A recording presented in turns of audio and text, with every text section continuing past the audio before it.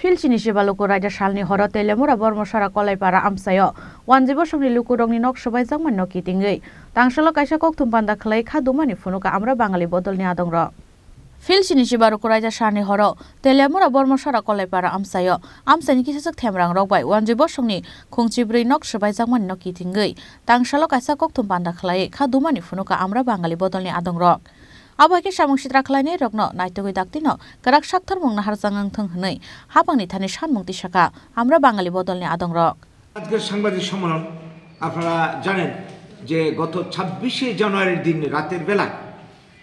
তেলিয়ামুড়া শহরের লাগোয়া কলুইপাড়ার পার্শ্ববর্তী গ্রাম উত্তর ব্রহ্মচড়াতে বাঙালিদের 14টা পরিবারের বাড়িঘর ভেঙে রাতের অন্ধকারে গুড়িয়ে দেওয়া হয় জিনিসপত্র লুটপাট করা হয় সম্পদ ধ্বংস করা হয় এই যে ঘটনাটা এই রকম ঘটনা 2000 সালেও ঘটেছিল 80 এর জন্য ঘটেছিল 2000 সালের ঘটনার পরিণামে ওই অঞ্চলের মানুষের অনেক সম্পদ ধ্বংস হয়েছিল বাড়িঘর ধ্বংস হয়েছিল সম্পদ লুটপাট হয়েছিল মানুষের উপর আঘাত এসেছিল জানের ভয়ে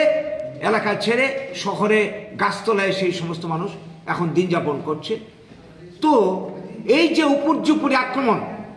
গভর্নমেন্ট আগে ছিল বাম এখন রয়েছে বিজেপি গভর্নমেন্ট কোনো ব্যবস্থা নেয়নি কোনো অ্যাকশন নেয়নি যারা এই ঘটনায় যুক্ত তাদের বিরুদ্ধে কোনো শাস্তিমূলক ব্যবস্থা গ্রহণ করেনি তো এই কারণে একের পর এক প্রশ্রয় পেয়ে যাচ্ছে তো এই জায়গায় দাঁড়িয়ে এখন এই যে আক্রমণ তাইলে সরকার পরিবর্তন করে আমাদের কি লাভটা হবে দল যে বদল করছে বারবার কোনো তো লাভ হচ্ছে না নীতি তো দেখছে একই নীতি আগে যেমন উগ্রপন্থী তুষণ নীতি চালিয়েছে উপজাতি তুষণ নীতি চালিয়ে গেছে বামেরা জুটেরা করেছে এখন তারা তো তাই করছে তো কাজে এই জায়গায় দাঁড়িয়ে আমাদের বক্তব্য যে এই ঘটনায় যারা যুক্ত তাদেরকে তদন্ত করে উপযুক্ত শাস্তি দিতে হবে যারা ক্ষতিগ্রস্ত হয়েছে তাদের পূর্ণ ক্ষতিপূরণ দিতে হবে এলাকাতে স্থায়ী পুলিশ ক্যাম্প বসাতে হবে যাতে স্থায়ী নিরাপত্তা হয় এবং বাঙালিদের সাংবিধানিক অধিকার প্রতিষ্ঠা করতে হবে এই নিয়ে আমাদের আজকের সাংবাদিক সম্মেলন যদি তা না হয় আমরা বাঙালি দলের পক্ষ থেকে আমরা এই ঘোষণা দিয়ে রাখছি মানুষের নিরাপত্তা বাঙালিদের অধিকার সাংবিধানিক অধিকার রক্ষার জন্য প্রয়োজনে আমরা বৃহত্তর গণ আন্দোলন গড়ে তুলব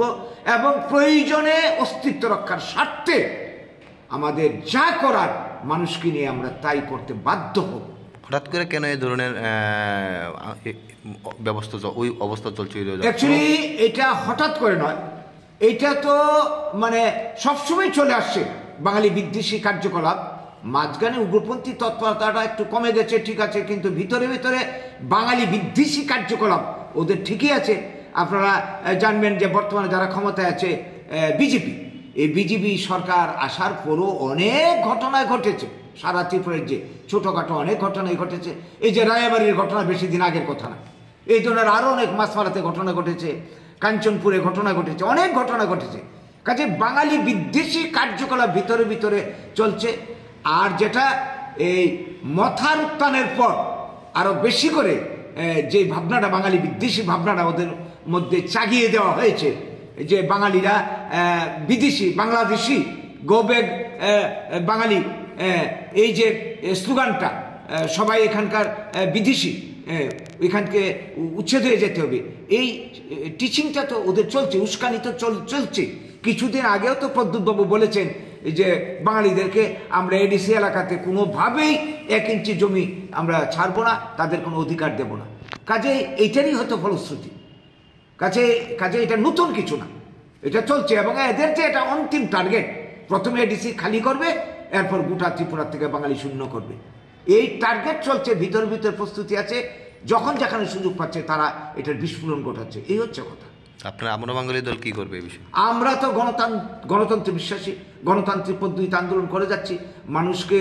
চেতনা দিচ্ছি মানুষকে বোঝাবার চেষ্টা করছি মানুষের মধ্যে যখন চেতনা ফিরবে মানুষকে নিয়ে গণতান্ত্রিক উপায়ে আমরা গভর্নমেন্টকে বাধ্য করব সরকারকে বাধ্য করব যাতে বাঙালিরাও এই দেশের নাগরিক ত্রিপুরার নাগরিক ভারতের নাগরিক বাঙালিদের অধিকার